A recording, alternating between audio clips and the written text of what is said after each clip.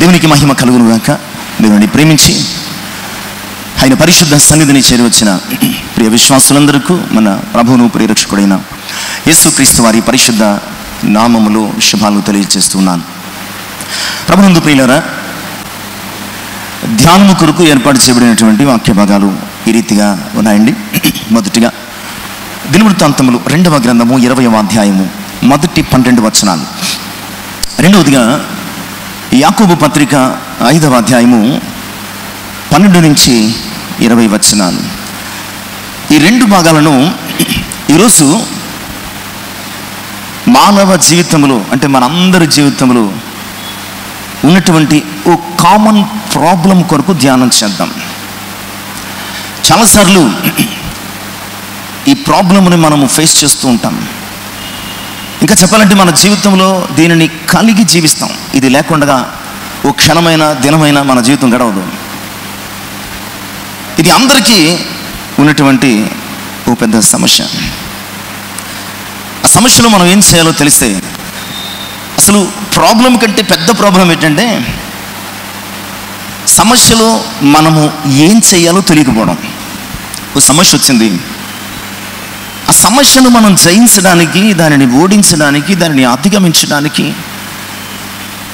దాని నుంచి మనము తప్పించబడడానికి, లేదా ఇంకా ఏదైనా చేయడానికి మనకున్నటువంటి పెద్ద సమస్య ఏంటంటే ఆ సమస్యలో మనం ఏం చేయాలో తెలియకపోవడమే. ఆ సమస్యలో ఏం చేయాలో తెలియకపోవడమే. ఈరోజు అలాంటి ఒక సమస్య, ఒక కామన్ ప్రాబ్లం.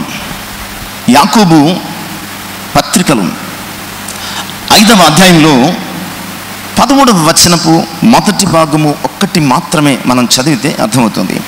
మీలో ఎవరికైనా శ్రమ సంభవించాలండి. మీలో ఎవరికైనా శ్రమ సంభవించిన ఏం చేస్తాం? ఈ ప్రశ్నకు అర్థం ఏంటంటే, తర్వాత జవాబు ఉంది, దానిని మనము ధ్యానం చేద్దాం. ఈ మొదటి భాగంలో ప్రశ్న వేస్తున్నాడు, మీలో ఎవరికైనా శ్రమ సంభవించినా మీరేం చేస్తారు? ఇక్కడ ఉన్న విషయం చెప్పొద్దు, మీకు తోచింది ఏమైనా చెప్పండి. మీలో ఎవరికైనా శ్రమ సంభవించినా, శ్రమ అంటే ఏదైనా కావచ్చు. కొంతమందికి శారీరక శ్రమలు ఉంటాయి, కొంతమందికి మానసిక శ్రమలు ఉంటాయి, కొంతమందికి ఆర్థిక శ్రమలు ఉంటాయి, కొంతమందికి సామాజిక పరమైన, కొంతమందికి రకరకాల, ఒక్కొక్కరికి కామన్గా శ్రమ అనేది అందరికీ ఉంది. కానీ ఆ శ్రమలలో వ్యత్యాసం ఉంటుంది. కొంతమందికి శారీరక బలహీనత శ్రమగా ఉంటుంది, కొంతమందికి మానసిక పరమైనటువంటి చీకు చింత శ్రమగా ఉంటుంది, కొంతమందికి ఆర్థిక పరమైనటువంటి లేమి శ్రమగా ఉంటుంది, కొంతమందికి కుటుంబమే శ్రమగా ఉంటుంది, కొంతమందికి వారు పనిచేస్తున్న స్థలంలో శ్రమ ఉంటుంది. ఇలా ప్రియులారా, శ్రమ అనే ఈ అంశము అందరికీ కామన్, కానీ ఆయా వ్యక్తుల జీవితాలలో ఆయా విధాలుగా డిస్ట్రిబ్యూట్ అవుతుంది అనమాట అండి. డిస్ట్రిబ్యూట్ అవుతుంది. ఒకరికి ఒక రకమైనది, ఒకరికి మరొక రకమైనది, ఇంకొకరికి ఇంకొక రకమైనది. మొత్తానికి శ్రమే. అది శారీరకమైన, మానసికమైన, ఆర్థికమైన, కుటుంబపరమైన, సామాజికమైన, మరి ఏదైనా సరే, మొత్తానికి దానికి కామన్గా ఉపయోగించే మాట ఏమిటంటే శ్రమ. నా శరీరంలో శ్రమ ఉందండి, అనారోగ్యం కావచ్చు. నా ఇంట్లో శ్రమ ఉందండి, సమాధానం లేకపోవడం కావచ్చు. నా యొక్క కుటుంబంలో శ్రమ, ఆర్థిక ఇబ్బంది కావచ్చు, పిల్లల గురించినటువంటి చింత కావచ్చు. నేను పనిచేస్తున్న ఉద్యోగంలో శ్రమ ఉందండి, సామాజిక పరమైనటువంటి, ఉద్యోగపరమైనటువంటి సమస్య. నేను చాలా డిస్టర్బ్డ్గా ఉన్నానండి, మానసిక పరమైనటువంటి శ్రమ. ప్రియులారా, మన జీవితంలో ఏదొక్క శ్రమను, చిన్నవారు మొదలుకొని పెద్దవారు, వృద్ధుల వరకు ఏదొక్క శ్రమను మనము మోస్తూ వెళుతూ ఉన్నాం. అందుకనే కాబోలు ఈ లోకంలో ప్రతి ఒక్కళ్ళు శ్రమ, ప్రయాస అనే అంశాన్ని కలిగి ఉన్నారు. కనుక యేసుక్రీస్తు ప్రభువారు జన సమూహాలను చూచి ఈరోజు మనకి కూడా ఇస్తున్నటువంటి ఒక కామన్ ఇన్విటేషన్ ఏమిటంటే, ప్రయాసపడి భారము మోసుకొనిచున్న సమస్త జనులారా. నీ ప్రయాసకు కారణం ఏమిటంటే నీవు పడుతున్న శ్రమ. నీ ప్రయాసకు కారణం ఏంటంటే నీవు అనుభవిస్తున్నటువంటి కష్టం. ఆయన అంటున్నాడు, ప్రయాసపడి భారము మోసుకొనిచున్న సమస్త జనులారా, నా యొద్దకు రండి, నేను మీకు విశ్రాంతిని ఇస్తాను. మీరు ఈ లోకపు కాడిని మోస్తున్నారు, నా యొద్దకు వచ్చి నేర్చుకోండి, నా కాడి చాలా సులువుగా, తేలికగా ఉంటుంది అని ఆయన వాగ్దానం చేస్తున్నాడు. కనుక ప్రియులారా, మనమందరము అనుభవిస్తున్న, మనకందరికీ ఉన్నటువంటి ఒక కామన్ పాయింట్, ఒక కామన్ ప్రాబ్లం ఏమిటి అంటే శ్రమ. వివిధ రకాలైనటువంటి శ్రమలు నీ జీవితంలో ఉండవచ్చు. వాటన్నిటికీ సొల్యూషన్ ఈ లోకంలో ఉన్నదా? ఇప్పుడే అడిగాను, మీకు ఎవరికైనా శ్రమ సంభవిస్తే ఏం చేస్తాం అంటే ఎవరు సమాధానం చెప్పలేదు. ఎవరు సమాధానం చెప్పలేదు.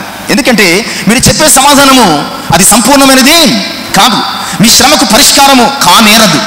కనుకనే ఎవరు గుండె మీద చేసుకుని నాకు శ్రమ సంభవిస్తే పలానాది చేస్తానని ధైర్యంగా చెప్పలేకపోతున్నాం. నిజమే, నీకు అనారోగ్యపరమైన పరిస్థితి శ్రమ కలిగించింది అనుకోండి, డాక్టర్ దగ్గరికి వెళ్తాం.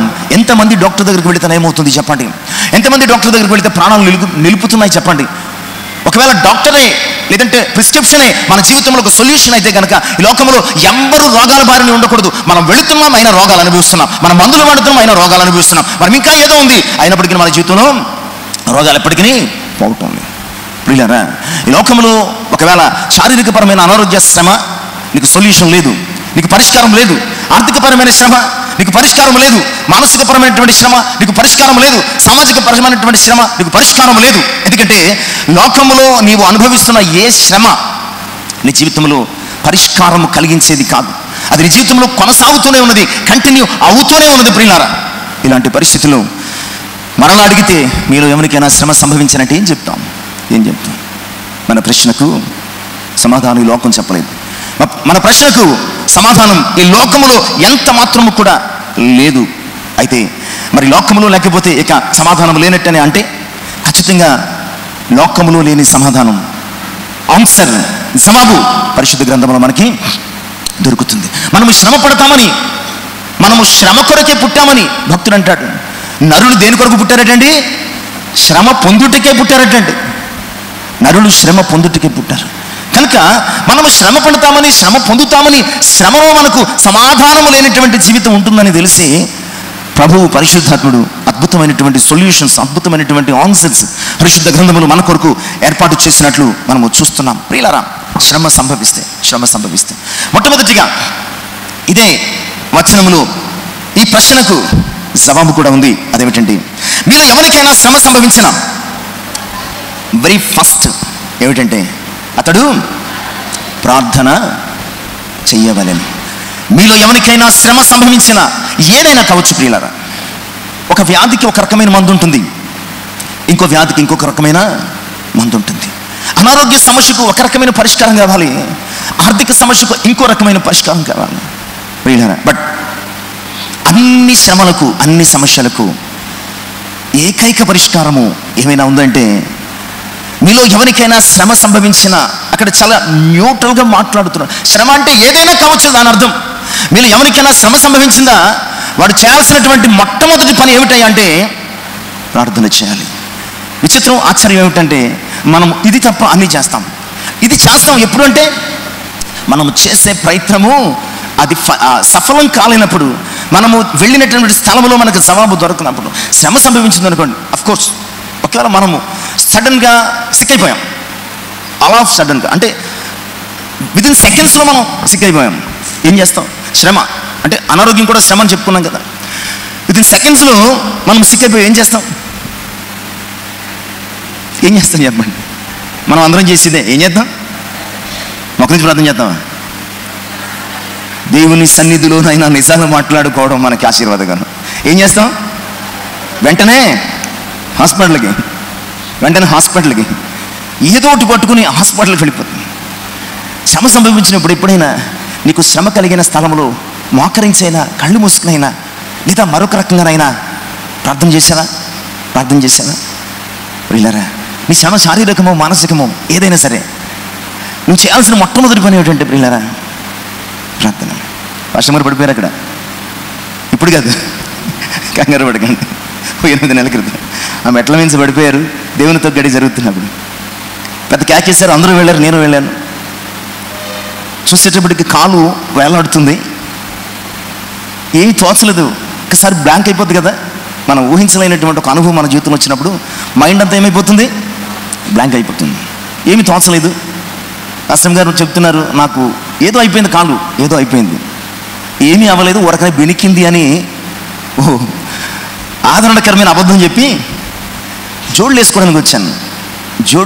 షూస్ వేసుకోవడానికి వచ్చినప్పుడు దేవుని గుమ్మం దగ్గర షూస్ వేసుకోవడానికి మోకరించే సమయం లేదు. ప్రభు క్షమించు, నీవు చచ్చిపోకుండా కాపాడావు. ఫస్ట్ థింగ్ ఏంటంటే ప్రభా చచ్చిపోకుండా కాపాడావు.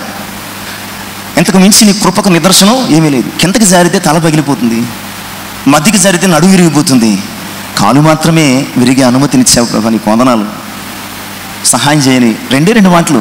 ప్రార్థన అంటే గంటల తరబడి మనకు ప్రార్థన అంటే ఓ సుదీర్ఘమైనటువంటి, మనం మంత్ స్టార్టింగ్లో కొట్టుకు తీసుకెళ్ళి సామాన్లు లిస్ట్ అనుకుంటాం. ప్రార్థన అంతే. నువ్వు గంట చేసినా ప్రార్థనే, ఓ మాట చేసినా ప్రార్థనే.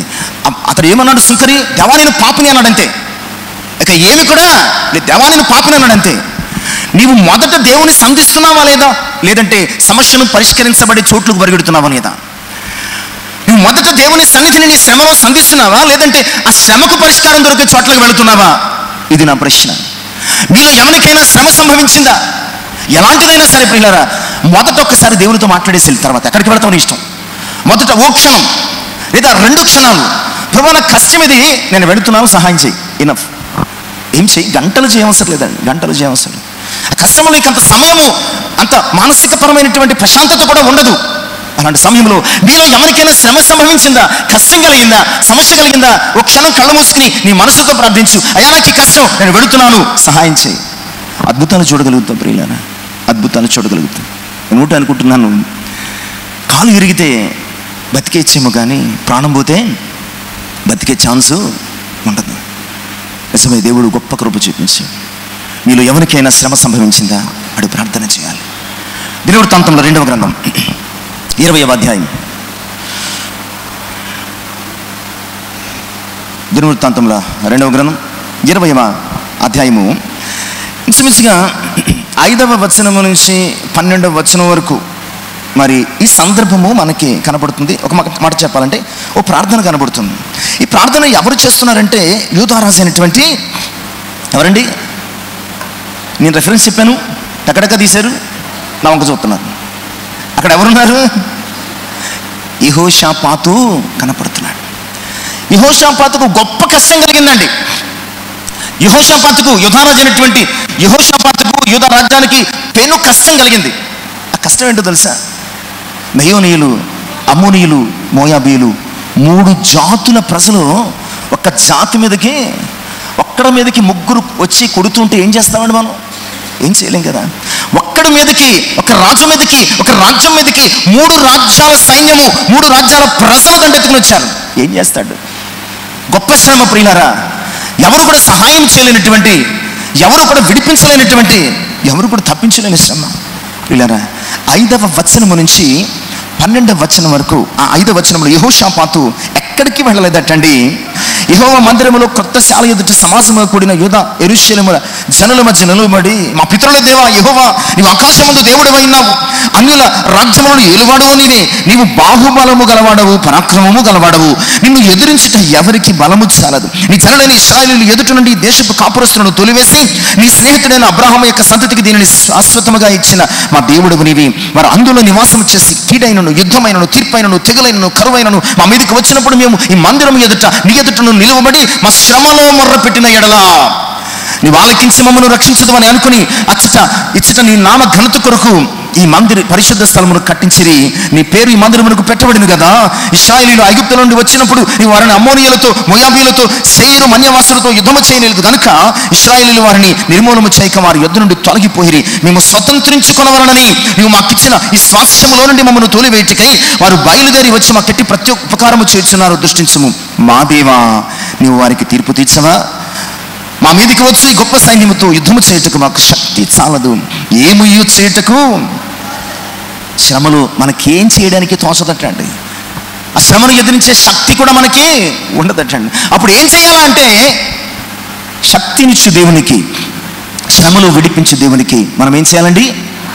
ప్రార్థన చేయాలి. యెహోషాపాతు రాజు, యెహోషాపాతు యుద్ధం చేయగాడు, యెహోషాపాతుకి సైన్యం ఉంది, యెహోషాపాతుకి రాజ్యం ఉంది. యెహోషాపాతు పిలిస్తే పక్కన ఉన్న మిత్ర దేశాల సైన్యాలు వచ్చే అవకాశం కూడా ఉన్నది. ఇవేమి ప్రయత్నాలు చేయకుండా యెహోషాపాతు ఏం చేస్తున్నాడండి? జనులందరి ఎదుట నిలబడి, ఎందుకంటే ఇది అందరికీ వచ్చిన కష్టం కనుక వారందరి ఎదుట నిలవబడి యెహోషాపాతు ప్రార్థన చేస్తుంటే నేను అనుకుంటాను జనులు కూడా ప్రార్థనలో ఏకీభవించి ఉంటారు. నిజమే ప్రియులారా. మీరు ఎవరికైనా శ్రమ సంభవించిందా? ఆ శ్రమకు సంబంధించినటువంటి పరిష్కార మార్గాలను వెతుకుతూ పరుగులు పెడుతున్నావా? ఆ శ్రమను పరిష్కరించుకునే ప్రయత్నాలు చేస్తున్నావా? దాని వలన నీకు వచ్చే ప్రతిఫలము శూన్యము కానీ నీవు దేవుని సన్నిధిలో, అయ్యా నా శ్రమ ఇది, నా కష్టం ఇది, నాకున్న బాధ ఇదయ్యా, సహాయం చెయ్యి అని ఓచిన ప్రార్థన చేయగలిగితే, నువ్వు వెళ్ళకముందే నీ ప్రాబ్లంకి ఆయన సొల్యూషన్, నువ్వు వెళ్ళకముందే నీ సమస్యకు ఆయన గొప్ప పరిష్కారాన్ని సిద్ధం చేసి ఉంచుతాడు. ఈ సత్యము తెలియక మనము శ్రమను పట్టుకుని పరుగులు పెడుతున్నాం. శ్రమను నీవు పట్టుకుని పరుగులు పెట్టక పూర్వము శ్రమలో నిన్ను తప్పించగలిగిన దేవుని సన్నిధిలో ఆయనకు అప్పగించాడు. నిజమే, 116వ సంకీర్తనలో కూడా 3వ చరణంలో కూడా ఈ మాటను మనం చూస్తే కనుక, మరణ బంధములు నన్ను చుట్టుకుని ఉండెను, పాతాళపు వేదనలు నన్ను పట్టుకుని ఉండెను, శ్రమయు దుఃఖము చాలండి. మరణ బంధాలు, ఇది చాలాసార్లు మనం జ్ఞాపకం చేసుకున్నాం. ఇది ఎవరు రాశారో తెలియదు కానీ హిజ్కియా రాసిన కీర్తన కానీ, హిజ్కియా కోసం రాసిన కీర్తన కానీ అని భక్తులు చెప్తున్నారు పండితులు. ఈ 3వ చరణంలో, ప్రియులారా, మరణ బంధములు నన్ను చుట్టుకుని ఉండెను, పాతాళపు వేదనలు నన్ను పట్టుకుని ఉండెను, శ్రమయు దుఃఖము కలిగెను. చాలా వచ్చినాయి, 4 రకాలు: మరణ బంధాలు, పాతాళపు వేదనలు, శ్రమ, దుఃఖం. 4 types ఆఫ్ ప్రాబ్లమ్స్, సఫరింగ్స్ ఉన్నాయి. ఏం చేశాడటండి ఇతను? ఆ తర్వాత చరణాలు చదివితే, అప్పుడు, ఎప్పుడు? మరణ బంధములు చుట్టుకున్నప్పుడు, పాతాళపు వేదనలు పట్టుకున్నప్పుడు, శ్రమయు దుఃఖము కలిగినప్పుడు, అప్పుడు తన శ్రమలు యెహోవా దయచేసి నా ప్రాణమును విడిపించమని యెహోవా నామమును బట్టి మొరపెట్టాను. ఒకవేళ హిజ్కియాకు సంబంధించిన కీర్తన అయితే, ఇతడు కూడా రాజే, ఇతడు కూడా గొప్పడే, పిలిస్తే వైద్యులు వస్తారు, అనేక ఆధునిక పరమైనటువంటి మందులు వాడి నయం చేసుకోవచ్చు. కానీ అవేమి చేయటం లేదు పిల్లరా, అవేం చేయటం లేదు. మరణ బంధంలో చుట్టుకుని నువ్వు, పాతాళపు వేదనలు పట్టుకుని నువ్వు, శ్రమయు దుఃఖము కలిగి, అప్పుడు ఎప్పుడంటే ఈ శ్రమ కలిగినప్పుడు, ఈ సఫరింగ్లో యెహోవా దయచేసి నా ప్రాణమును విడిపించుమని నేను యెహోవాకు మొరపెడతాను. 8వ చరణములు పరిష్కారం. మరణం నుండి నా ప్రాణమును, కన్నీళ్ళు విడవకుండా నా కన్నులను, జారి పడకుండా నా పాదములను తప్పింది. నీవు అడుగుతామని ఆయన ఎదురు చూస్తున్నాడు, నీవు ప్రార్థిస్తామని ఎదురు చూస్తున్నాడు. అయ్యో, నీ శ్రమను చూసి ఆయన సంతోషించే దేవుడు కాదు, నీ సఫరింగ్ చూసి ఆయన ఆనందించే దేవుడు కాదు.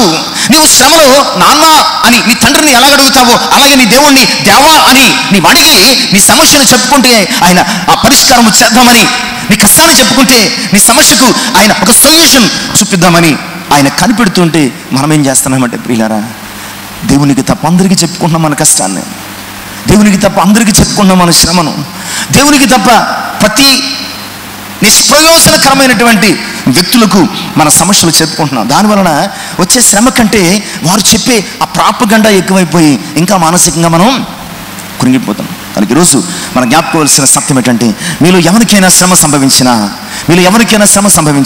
వాడు ఏం చేయాలయ్యా, ఏం చేయాలి అంటే, నీ శ్రమలో ప్రార్థన చేయి, ఓ క్షణం ప్రార్థన చేయి, ఓ అరక్షణమైనా ప్రార్థన చేయి. ప్రార్థన చేయడానికి సమయం లేదండి, కనీసం దేవా అని గట్టిగా కేకే చాలు, కనీసం దేవా అని గట్టిగా కేకవేయి. ఆ స్వరము నీ శ్రమలో దేవుని సహాయాన్ని నీకు వెంటనే అందిస్తుంది. 50వ సంకీర్తనలో 15వ చరణం మనం చదువుకొని ఇంకా ముందుకు కొనసాగే ప్రయత్నం చేద్దామండి. ఆపత్కాలమున నీవు నన్ను గురించి మొరపెట్టుము, నేను నిన్ను విడిపించెదను. చాలండి, ఆయన చెప్తున్నాడండి, ఆపత్కాలమున నీవు నాకు మొరపెట్టుము, ఆపత్కాలమున నీవు నాకు మొరపెట్టుము, అప్పుడు నేను నిన్ను విడిపించదును అన్న గొప్ప వాగ్దానాన్ని ఈరోజు దేవుడు మనకి చేస్తున్నాడు. సమూయేలు మొదటి గ్రంథం 22వ అధ్యాయంలో 7వ వచనాన్ని కూడా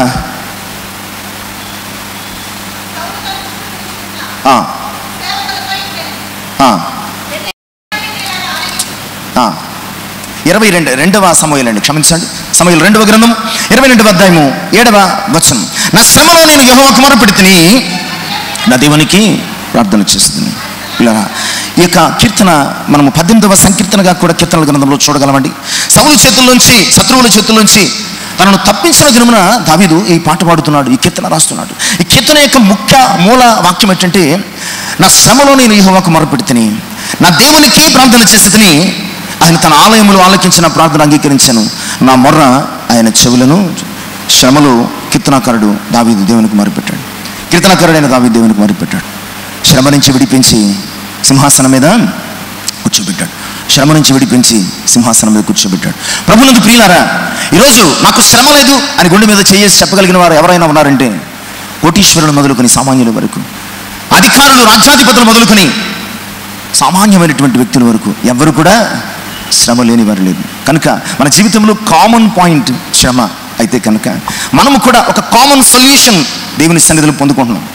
నీకు కామన్గా ఉన్నటువంటి ఒక సమస్య శ్రమ అయితే కామన్గా ఒక సొల్యూషన్ దేవుడు ఇస్తున్నాడు. ఎవరైనా సరే శ్రమ కలిగితే ఏం చేయాలి? ప్రార్థించాలి. ఎవరైనా సరే కనుక ఈరోజు మనం శ్రమలు ప్రార్థించడానికి సిద్ధపడదాం. క్షణమైనా మనం ప్రార్థించడానికి. ఆ తర్వాత నీ శ్రమను పరిష్కరించుకొని నువ్వు ఎక్కడికైనా వెళ్ళు, మొదటి దేవునికి అప్పగించుకుని. ఇక రెండవ విషయం ప్రియులారా, సమూయేలు మొదటి గ్రంథం 30వ అధ్యాయము 6వ వచనం. ఇది కూడా మనకు బాగా తెలిసిన పరిచయమైనటువంటి భాగమే. దావీదు మిక్కిలి దుఃఖపడిన మరియు తమ తమ కుమారులను బట్టి కుమార్తెలను బట్టి జనులందరికీ ప్రాణము విసిగినందున రాళ్ళు రుబ్బి దావీదును చంపుదాం రండని వారు చెప్పుకొనగా దావీదు తన దేవుడైన యెహోవాను బట్టి ధైర్యము తెచ్చుకుని. ఇక్కడ అమాలేకీయులు దండెత్తి దక్షిణ దేశము మీదను సిక్లగు మీదను మరి వెళ్ళి పడి దానిని కొట్టి ఆ పట్టణాలను తగులుబెట్టి అందులో ఉన్నటువంటి స్త్రీలను పురుషులను పిల్లల్ని పట్టుకుని వెళ్ళిపోయారు. దావీదు అతనితో ఉన్నటువంటి జనులు తిరిగి వచ్చినప్పటికీ పట్టణము కాలిపోతుంది. వారికి అర్థమైంది, శత్రువు వచ్చి మా పట్టణాలను తగలబెట్టాడు, మా భార్య పిల్లల్ని తీసుకుని వెళ్ళిపోయాడని అర్థమైంది.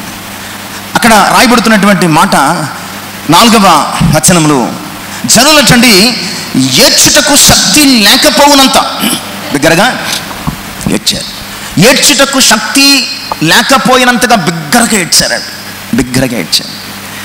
చివరికి ఏడుపు అయిపోయిన తర్వాత ఆలోచన మొదలవుద్ది కదా, ఆలోచించడం మొదలుపెట్టారు. ఎందుకు ఈ కష్టం వచ్చింది అని ఆలోచించినప్పుడు ఎందుకు వచ్చిందంటే దావీదు వెంట ఉండడం బట్టి, దావీదును బట్టి మాకు ఈ శ్రమ కలిగింది. వెంటనే దావీదును సెంటర్ చేసి జనులు రాళ్ళు పట్టుకుని కొట్టడానికి సిద్ధపడ్డారు. ఒక్కడిని చేసి ఒక సెంటర్లో 100 మంది రౌండప్ చేసి నేను రాళ్ళు విసిరి కొట్టాలని ప్రయత్నిస్తే ఎలా ఉంటుంది? వీలైతే చిగ్గు శరం అన్నీ విడిచేసి రాళ్ళు పట్టుకున్న వారి కాళ్ళ మీద పడిపోవడం ఒకటి, పౌరుషం ఉంటే చచ్చేంత వరకు పోరాడేద్దాం. ఈ రెండింటికి సంబంధించి కాక మధ్య మార్గం ఒకటి ఉంది. సడన్గా ఏదో ఒక షాక్ క్రియేట్ చేసి పారిపోవడం. ప్రియులారా, దావీదు ఈ మూడింటిలో ఏమీ చేయలేదు. దావీదుకు పెద్ద శ్రమ అండి. తనకు కూడా ఉన్నటువంటి తన భార్య బిడ్డలను ఎత్తుకుపోయారు. చివరికి తన వెంట ఉన్నటువంటి తన అనుచరులే సహచరులే దావీదును రాళ్ళు పట్టి కొట్టి చంపడానికి సిద్ధపడుతున్నప్పుడు ఇంతకంటే గొప్ప శ్రమే ఉందండి. ఇంతకంటే గొప్ప శ్రమే ఉంది. ఎస్కేప్ అయ్యే అవకాశం దావీదుకు లేదు. ఇలాంటి శ్రమలు దావీదు చేసినటువంటి ఒక అద్భుతమైన పని ఏంటో తెలుసా? దావీదు ధైర్యం తెచ్చుకున్నాడు. అందుకనే సామెతల గ్రంథంలో మీరు రిఫరెన్స్ చూడవలసిన లేదు, మీకు శ్రమ లేకుండా నేను చెప్పేస్తాను కొన్ని విషయాలు. సామెతల గ్రంథంలో ఒక చక్కని మాట మాట్లాడతాడు జ్ఞాని అయిన సొలొమోను. శ్రమ దినమున నీవు కృంగిని ఎడల చేతకాని వాడవుతావు. శ్రమ దినమున నీవు కృంగిని ఎడల చేతకాని వాడు అయిపోతావు. నిజమే, దావీదు తాను నమ్మిన దేవుడు ఏదైనా తన కొరకు చేయగలిగిన దేవుడని నమ్మాడు గనుక దావీదు ఆ శ్రమలు తన దేవుడైనటువంటి యెహోవాను బట్టి ధైర్యం తెచ్చుకున్నాడు. ధైర్యం తెచ్చుకుని వెళ్ళి వారిని తరిమి, ఎవరైతే తమ పట్టణం మీద దాడి చేసి తగులుబెట్టి తమ భార్య పిల్లలను ఎత్తుకుపోయారో ఆ అమాలేకీయులను తరిమేసేసి ప్రియులారా వారిని పట్టుకుని కొట్టి తిరిగి ఆ కొల్లసం అంతా తెచ్చుకున్నారు. తమ భార్య పిల్లలను కూడా తెచ్చుకున్నారు. నిజమే ప్రియులారా, శ్రమలో కృంగిపోతే అది నీ జీవితానికి ముగింపు. ధైర్యంగా ఎదురు నిలబడితే పరిష్కారం దానంతటా అదే వస్తుంది. అక్కడ దావీదు కూడా కృంగిపోయి ఉంటే, ఒకవేళ దావీదును తన అనుచరులు కొట్టి చంపేస్తుంటే సమస్య పరిష్కారం అయ్యేదా? వారు ఉన్నటువంటి పరిస్థితి చక్కబడేదా? తిరిగి తమ భార్య పిల్లలు కొల్లపెట్టుకుపోయినటువంటి సొత్తు తిరిగి వచ్చేదా? వచ్చేది కాదు. తిరిగి మళ్ళా ఎందుకు ఆ సొత్తు వచ్చింది, తమ భార్య బిడ్డలు తిరిగి వచ్చారంటే ప్రియులారా, దావీదు కృంగిపోకుండా దేవుణ్ణి బట్టి ధైర్యం తెచ్చుకున్నాడు. నీ శ్రమలో కృంగిపోకు, ధైర్యం తెచ్చుకో. దేనిని బట్టి అంటే నీ బంధువులను బట్టు, నీ స్నేహితులను బట్టు, నీ డబ్బును బట్టు, నీ శరీర బలమును బట్టు కాదు, కానీ నీ దేవుడైన యెహోవాను బట్టి. శ్రమలో నిన్ను తప్పించగలిగిన, శ్రమలో నిన్ను విడిపించగలిగిన, శ్రమలో నిన్ను రక్షించగలిగిన, నిన్ను శ్రమల పాలు కాకుండా తన చేయి పట్టి నిన్ను లేవనెత్తగలిగిన దేవుణ్ణి బట్టి నీవు ధైర్యం తెచ్చుకోగలిగితే కనుక ప్రియులారా, నీ శ్రమపై నీకు విజయం వచ్చేసినట్లే. ఒక శ్రమలో కృంగిపోతే నీపైన శ్రమకు విజయం వస్తుంది. ఒక శ్రమలో ధైర్యంగా ఉంటే శ్రమ పైన నీకు విజయం వస్తుంది. శ్రమ ఒకటే, నీ యొక్క పరిస్థితిని బట్టి శ్రమ చేతుల్లో ఓడిపోతావా, నీ చేతుల్లో శ్రమను ఓడగొడతావా? కనుక దావీదు ద్వారా దేవుడు మనకు సెలవిస్తున్నటువంటి విషయం ఏంటంటే, నీవు శ్రమ దినమును కృంగిపోవద్దు. నీ దేవుడైనటువంటి యెహోవాను బట్టి ధైర్యం తెచ్చుకో. నీ దేవుడైనటువంటి యెహోవాను బట్టి నీవు ధైర్యం తెచ్చుకో. యోహాను సువార్త 16:33లో, యోహాను సువార్త 16:33లో ఒక చక్కని మాట శిష్యులకు ప్రభు ముందుగానే తాను వెళ్ళక ముందే చెప్తున్నారు. నా యందు మీకు సమాధానము కలుగునట్లు ఈ మాటలు మీతో చెప్పుచున్నాను. లోకములో మీకు శ్రమ కలుగును. చాలండి, లోకంలో ఆయన క్లియర్గా చెప్పేశారు, డిక్లేర్ చేశారని కూడా చెప్పచ్చు. మనకేమవుతుందంటే లోకంలో శ్రమ కలుగుతుంది అంతే.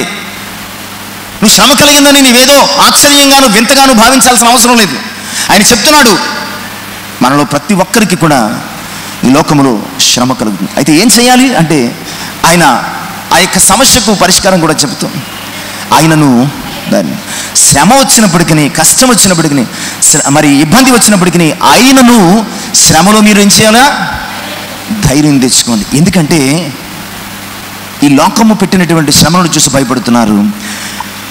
మీరు నమ్మిన నేను ఈ లోకాన్ని జయించి ఉన్నాను, ఈ లోకాన్ని జయించి ఉన్నాను. కనుక ప్రియులారా, దావీదు శ్రమలు తన దేవుడైనటువంటి యెహోవాను బట్టి ధైర్యం తెచ్చుకున్నట్లుగా మనము కూడా మన శ్రమలో మన దేవుడిని బట్టి ధైర్యం తెచ్చుకో. ఇక మూడవ అంశం, మీలో ఎవరికైనా శ్రమ సంభవించిందా? మొదటి ఆన్సర్ ఏంటండి? వాడు ప్రార్థన చేయాలి. మీలో ఎవరికైనా శ్రమ సంభవించిందా? రెండో ఆన్సర్ ధైర్యం తెచ్చుకోవాలి.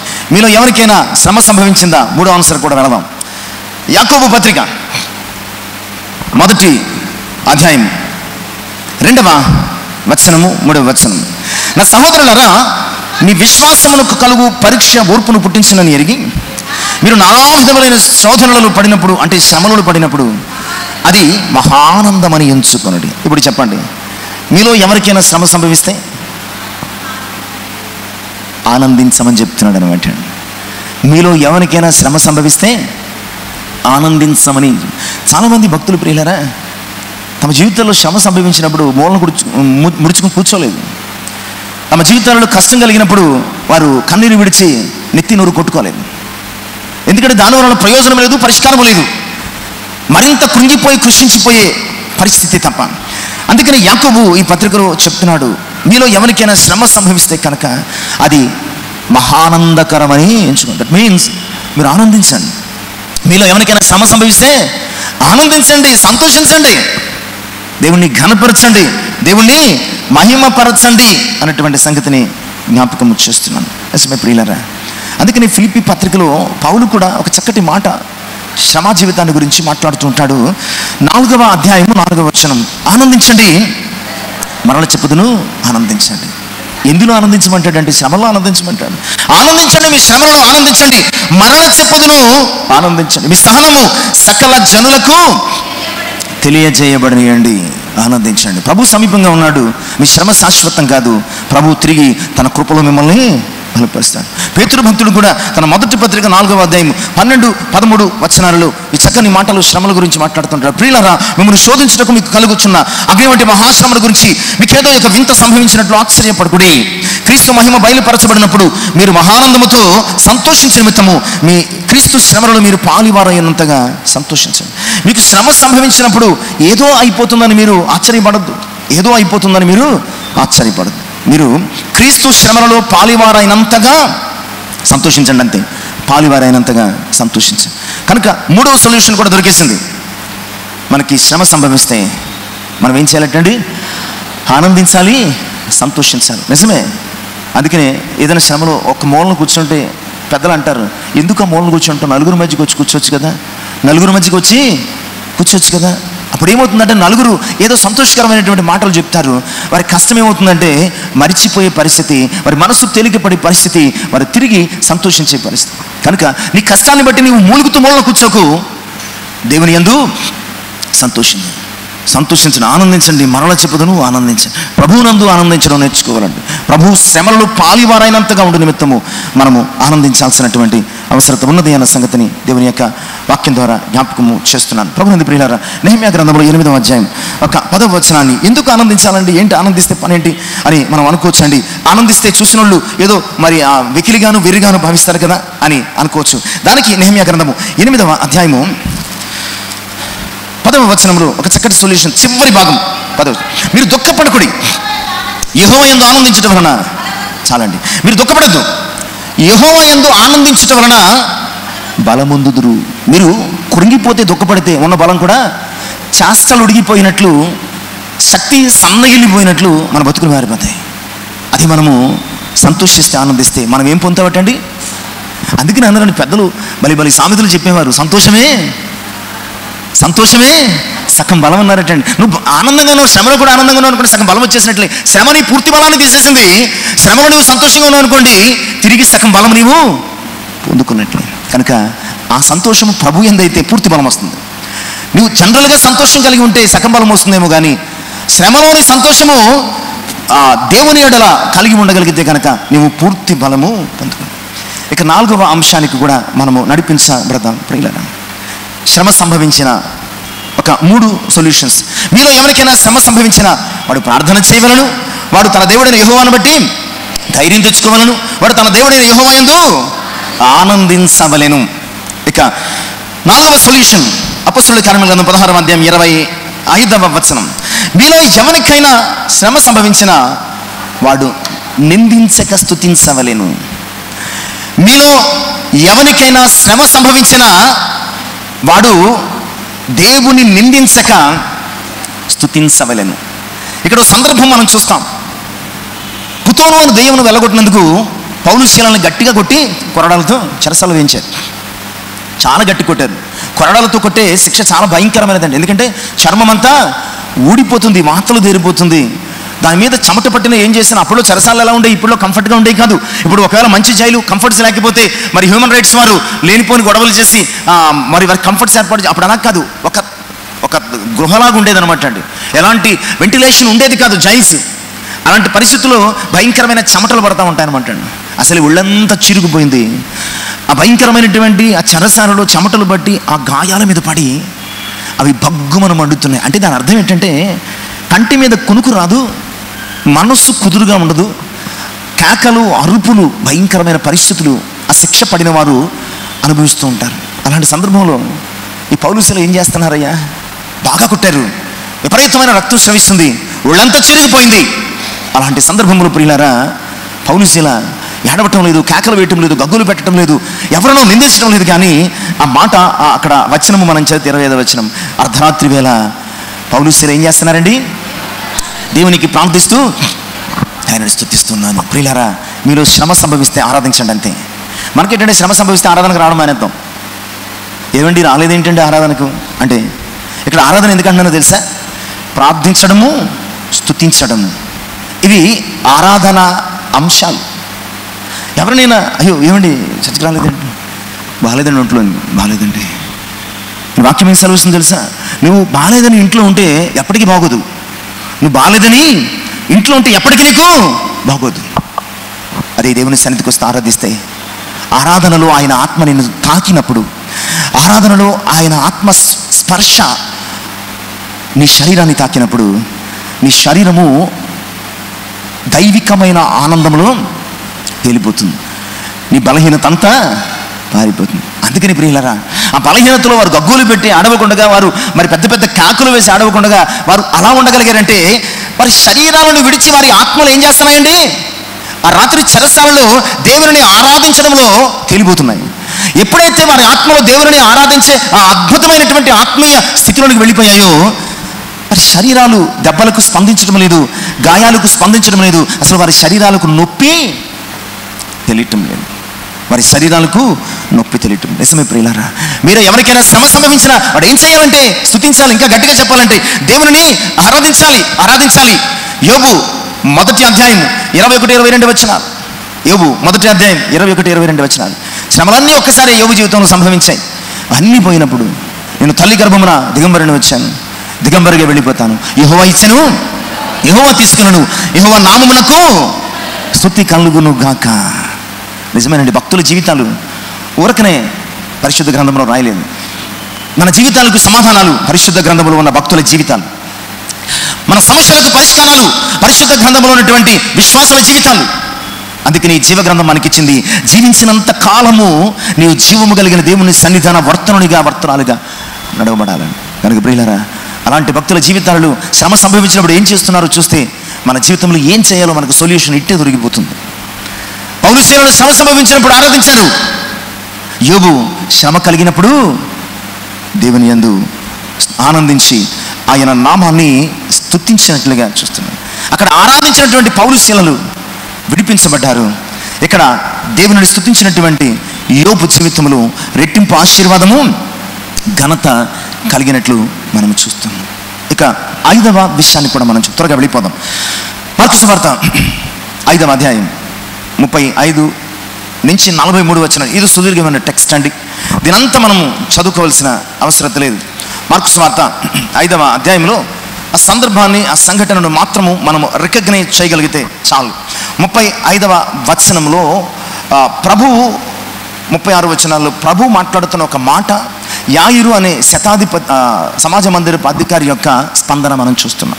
అక్కడ ఆయన ఇంకను మాట్లాడుచుండగా సమాజ మందిరపు అధికారి ఇంటి నుండి కొందరు వచ్చి, నీ కుమార్తె చనిపోయినది, నీకు బాధకుని ఎందుకు శ్రమ పెట్టుదు అనేది యేసు వారు చెప్పిన మాట లక్ష్య పెట్టుగా, భయపడకము, నమ్మిక మాత్రం సమాజ మందిరపు అధికారితో చెప్పి. ఇక్కడ సమాజ మందిరపు అధికారికి ఒక పెద్ద కష్టం వచ్చింది, కూతురు బాగలేదు. సమాజ మందిరపు అధికారికి ఒక పెద్ద కష్టం వచ్చింది. కష్టం ఏంటంటే కూతురుకు బాగలేదు. అయ్యా నా కూతురు బలహీనంగా ఉన్నది, రా. ఈ మధ్యలో రక్తస్రావం గల స్త్రీ రావడం, అక్కడ ఒక ఇన్సిడెంట్ కొంత లేట్ అవ్వడం. ఈ లోపుగా ఆయన బయలుదేరి వెళుతున్నప్పుడు సమాజ మందిరపు అధికారి ఇంటి దగ్గర నుంచి వచ్చారు అతని దాసులు. అయ్యా నువ్వు బాధకుని శ్రమ పెట్టవద్దు, నీ కుమార్తె చనిపోయింది. నీ కుమార్తె ఎంత కష్టం వచ్చి పడిందండి. కన్న కూతురు చనిపోయింది, కన్న బిడ్డ చనిపోయింది. ఎంత కష్టం ఒక తండ్రికి, ఎంత కష్టం వచ్చి ఉంటుంది తండ్రికి. ఆ కష్టంలో ప్రభు ఒక మాట అంటున్నారు, భయపడకము, నమ్మిక మాత్రము ఉంచు. ఆయన చెప్పడం వరకు ఓకేనండి. అలాగైతే ఎన్ని మాటలు చెప్తున్నాడు మన జీవితంలో ఆయన. పరిశుద్ధ గ్రంథం నుంచి ఎన్ని సత్యాలు, ఎన్ని మాటలు, ఎన్ని వాగ్దానాలు, ఎన్ని విశ్వాసములు కలిగించు వాక్యాలు పరిశుద్ధ గ్రంథంలో ఉన్నాయి. ఆయన చెప్పడం అయితే చెప్తాడు, మరి నువ్వు చేస్తున్నావా లేదా? భయంకరమైనటువంటి కష్టము, శ్రమ కలిగింది, కుమార్తె చనిపోయింది. అలాంటి పరిస్థితుల్లో దేవుడు ప్రభు అంటున్నాడు, నువ్వు భయపడొద్దు, నమ్మిక మాత్రం మంచి. చెప్పేవాళ్ళవయ్యా అంటాం మనం. అయితే ఏమంటామండి?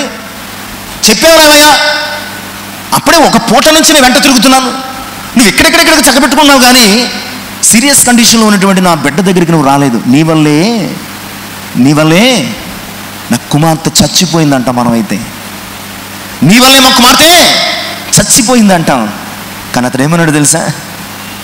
ఏమీ అనలేదు. ఏదైతే ప్రభు ఉంచమన్నాడో నమ్మకం ఉంచాడు. ప్రభు వెళ్ళి అక్కడ ఉన్న వారందరినీ కూడా బయటకు గెంటేసి, ఈమె చనిపోలేదు, నిద్రించుతున్న అపహాస్యం చేశాడు. వెళ్ళి ఆ బిడ్డను ముట్టి లేపినప్పుడు చక్కగా లేచింది, ఆమెకు భోజనం పెట్టండి అని చెప్పాడు. పిల్లరా, నీకు శ్రమ సంభవించిందా? నమ్మిక ఉంచు. నీ శ్రమ నుంచి నిన్ను విడిపించగలిగిన, నీ శ్రమ నుంచి నిన్ను తప్పించగలిగిన, నీ శ్రమలో నీకు సహాయము చేయగలిగినటువంటి దేవుని మీద నమ్మకం ఉంచి, అంతే. ఇంకేమీ చేయాల్సిన అవసరం లేదు. శ్రమలో ఏం చేయాలంటే ప్రియులారా, నిన్ను విడిపించగలిగిన దేవునికి ప్రార్థిస్తున్నావు, ఇంకా దేవుని సన్నిధిలో ధైర్యం కలిగి ఉన్నాం, ఇంకా దేవుని సన్నిధిలో ఆనందిస్తున్నావు, స్తుతిస్తున్నావు. వాటితో పాటు నీవు కలిగి ఉండాల్సిన 5వ అంశం ఏంటంటే, నీ శ్రమలో దేవుని యందు నమ్మకం ఉంచు. ఎందుకంటే ఇక నమ్మకం ఉంచితే దాని గురించి చెప్తున్న ఒకే ఒక మాట ఏమిటంటే, నమ్మకించడానికి ఏమవుతుందటండి? సమస్తమును సాధ్యమే. నమ్మిన వానికి సమస్తము సాధ్యమే. ఈ సమస్తం అన్న దాంట్లో కండిషన్స్ లేవు. కొన్నింటికే ఈ మాట అప్లై అవుతుంది అని మీమాంస లేదు. నిజమే ప్రియులారా, అతడు నమ్మిక ఉంచాడు తన కుమార్తెను ప్రతి. ఈరోజు మన శ్రమలో కూడా మనం ఏం చేయాలంటే, దేవుని యందు మనము నమ్మకం. నీలో ఎవరికైనా శ్రమ సంభవించిందా? ఈ పై 4 చేసినటువంటి ఎవరి ఎంతైతే చేశావో ఆ దేవుని యందు నమ్మకం ఉంచు. ఇక ఫైనల్గా చివరి దానికి మనం వెళ్ళిపోతామండి. 119వ సంకీర్తన 50వ వచనం. మీలో ఎవరికైనా శ్రమ సంభవించిందా? ఏం చేయాలి? మీలో ఎవరికైనా శ్రమ సంభవించిందా? ఏం చేయాలి? అక్కడ ఒక చక్కని మాట, చాలా అద్భుతమైన మాట రాయబడుతుంది. నీ వాక్యములను 119వ సంకీర్తన 50వ చరణం అండి. నీ వాక్యములను బ్రతికించి ఉన్నది నా బాధలలో, నా శ్రమలలో. అన్నిటికంటే చాలా ప్రధానమైనది ప్రియులారా, నీకు శ్రమ సంభవించిందా అంటే, బాధ సంభవించిందా, నువ్వు ఎక్కడికి వెళ్ళాలంటే దేవుని వాక్యం దగ్గరికి వెళ్ళు. వ్యసనము వలన నా ప్రాణము అయిపోయింది, నీ వాక్యము చేత నన్ను బ్రతికించుము. ఆ 119వ సంకీర్తన అంతా కూడా ప్రియులారా, శ్రమ దేవుని వాక్యము, కష్టము దేవుని వాక్యము, వ్యసనము దేవుని వాక్యము, త్రోవ తప్పిపోవడము దేవుని వాక్యము. మానవ జీవితంలో ఉన్న ప్రతి పరిస్థితిని దేవుని వాక్యానికి లింక్ చేసి మాట్లాడుతున్నాడు. నిజమే, ఈ శ్రమలో చాలా అద్భుతమైనటువంటి పరిష్కారం ఏంటంటే ప్రియులారా, దేవుని వాక్యం. శ్రమ సంభవించినప్పుడు మనుష్యుల మాటలు వింటే కన్ఫ్యూజన్ ఏర్పడుతుంది, కష్టం మరింత పెరిగిపోతుంది, మరింత ఇబ్బందులు పాలైపోతాం. శ్రమ సపోజ్ అనారోగ్యం వచ్చిందనుకోండి, నేను వస్తాను పలానా హాస్పిటల్ తీసుకెళ్ళండి అంటాను, నా తర్వాత ఇంకొకరు వస్తారు, మీరు పలానా హాస్పిటల్ తీసుకెళ్ళండి అంటారు, తర్వాత ఇంకొకరు వస్తారు, అరడజన హాస్పిటల్ చెప్తారు. మొత్తానికి ఏదో కింద మీద పడి అయిపోయింది. ఫైనల్గా ఈ 4-6 మళ్ళీ వస్తారు. బాగుందండి, ఎక్కడికి వెళ్ళారు? పలానా. నేను చెప్పిన హాస్పిటల్కి వెళ్తే ఎంత బాగుందండి, కొత్త శ్రమ ఇది మళ్ళీ కొత్త శ్రమ, మళ్ళీ ఎక్కడికి వెళ్తారు? ఇంకోటి వచ్చి ఏం చేశాను, అయ్యో నేను పలానా చోట చెప్పాను కదా, వెళ్ళలేదా మీరు? ఆ శ్రమ పోయింది, కొత్త శ్రమ వచ్చింది. ఇవేమీ వెళ్ళకుండా అన్నీ మానేసేసి దేవుని వాక్యము తెరిచి చదువు. మీరు ఎవరికైనా శ్రమ సంభవించినప్పుడు వాక్యాన్ని ఆశ్రయించి, అంతే, వాక్యాన్ని ఆశ్రయించినప్పుడు దేవుడు మాట్లాడతాడు. నీ శ్రమలో దేవుడు మాట్లాడతాడు, నీ శ్రమలో దేవుడు వాగ్దానం చేస్తాడు, నీ శ్రమలో దేవుడు సొల్యూషన్ చూపిస్తాడు. నీ శ్రమలో దేవుని వాక్యమే గొప్ప పరిష్కారం అండి. నీ శ్రమలో దేవుని వాక్యమే ఒక గొప్ప ఆదరణ, నీ శ్రమలో దేవుని వాక్యమే ఒక గొప్ప భరోసా, ధైర్యము. నీ శ్రమలో దేవుని వాక్యమును మించినటువంటి తోడు లేదు. అందుకని చాలా అద్భుతమైన ఆ సెంటెన్స్ అక్కడ రాస్తూ ఉంటాడు, నీ వాక్యములను బ్రతికించను, నా బాధలో అదే నాకు నెమ్మది కలుగుతుంది. నీ వాక్యములను బ్రతికించిందయ్యా, ఎప్పుడో చచ్చిపోవాలి. నాకు కలిగిన శ్రమలను బట్టి, నాకు కలిగిన సమస్యలను బట్టి, నాకు కలిగిన ఇబ్బందులను బట్టి, నాకు కలిగిన కష్టములను బట్టి, నా కన్నీటిమయమైన అనుభవాలను బట్టి నేను ఎప్పుడో చచ్చిపోవాలి. కానీ నేను కన్నీరు విడుస్తున్నప్పుడు నీ వాక్యము నన్ను బ్రతికించిందయ్యా. బాధలు నన్ను చుట్టుముట్టినప్పుడు, బాధలు నన్ను బలహీనపరిచినప్పుడు, బాధలు నన్ను భయపెట్టినప్పుడు, నా బాధలలో అది నాకు ఒక గొప్ప నెమ్మదినిచ్చింది, ఊరటనిచ్చింది అని. కనుక ప్రియులారా, నీ శ్రమ నుంచి నువ్వు తప్పించుకోవాలంటే కనుక ఎవరి మాట వినకు. ముందు దేవుడు నీతో ఏం మాట్లాడబోతున్నాడు దేవుని దగ్గరికి వెళ్ళి దేవుని మాట విను, దేవుని స్వరాన్ని విను, దేవుని వాక్యాన్ని చదువు. మొదట నీ మనస్సు కుదుట పడుతుంది, తర్వాత నీ మైండ్ ప్రశాంతంగా ఉంటుంది. ఆ తర్వాత నువ్వేం చేయాలో దేవుడు నీకు నడిపింపునిస్తాడు, తోడ్పాటునిస్తాడు. కనుక 6 విషయాలు మనం చూసామండి. మీలో ఎవరికైనా శ్రమ సంభవించిన, ఈ ప్రశ్నకు 6 అంశాలు మనం చూస్తాం. మీలో ఎవరికైనా శ్రమ సంభవిస్తే వాడు మొదట ప్రార్థన చేయాలి, రెండవదిగా ధైర్యంగా ఉండాలి, మూడవదిగా ఆనందించాలి, నాలుగవదిగా ఆరాధించాలి, ఐదవదిగా నమ్మిక విశ్వాసం ఉంచాలి, ఆరవదిగా మర్చిపోయింది దేవుని వాక్యాన్ని ధ్యానించాలి, చదవాలి, ఆశ్రయించాలి. అప్పుడు శ్రమలు ఆయన చెయ్యి నీకు సహాయం అవుతుంది, శ్రమలు ఆయన కృప నీకు తోడై ఉంటుంది, శ్రమలు ఆయన ఆదరణ నిన్ను బలపరుస్తుంది, శ్రమలు ఆయన ఆశీర్వాదాలు నీవు పొందుకుంటావు. కనుక మీలో ఎవరికైనా శ్రమ సంభవించిన, శ్రమదినమున కృంగిపోతే చేతకాని వాళ్ళం అవుతాం. కనుక ఈ 6 విషయాలు మన జీవితంలో అనుసరించి దేవుని గొప్ప ఆదరణ ఆయన సన్నిధిలో పొందుకోవడానికి సిద్ధపడాలని. ఎందుకంటే శ్రమ లేని వారు ఎవ్వరు కూడా లోకంలో లేరు. ఈ 6 విషయాల చేత దేవుని ఆత్మశక్తిని పొందుకుని శ్రమను జయించే వారంగా, క్రీస్తు శ్రమలో పాలివారైన అంతగా సంతోషించి ముందుకు సాగిపోవడానికి సిద్ధపడండి. అటు కృప పరిశుద్ధాత్ముడు మన జీవితంలో దయచేసి మన శ్రమలలో మరి దేవుని కృపలో బలము భాగ్యము కలుగు చేయను గాక. ఆమె తల నుంచి ప్రార్థన చేసుకుందామని. మహోన్నతుడైనటువంటి మా ప్రియ పరిశుద్ధుడా మీకు వందనాలు. శ్రమ లేని జీవితం లేదని వాక్యమే సెలవిస్తుంది, శ్రమానుభవం కొరకే పుట్టారని మీ లేఖనం సెలవిస్తుంది. అయ్యా, శ్రమలలో మేము కృంగిపోకుండా, కృషించిపోకుండా ఏం చేయాలో మీరు మాట్లాడారు.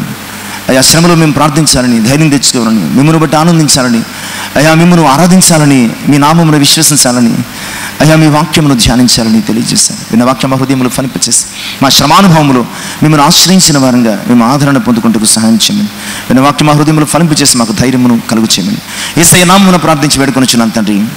ఆమేన్. దేవునికి మహిమ కలుగును గాక. దేవుని దీవించి ఆశించండి. ఆమేన్.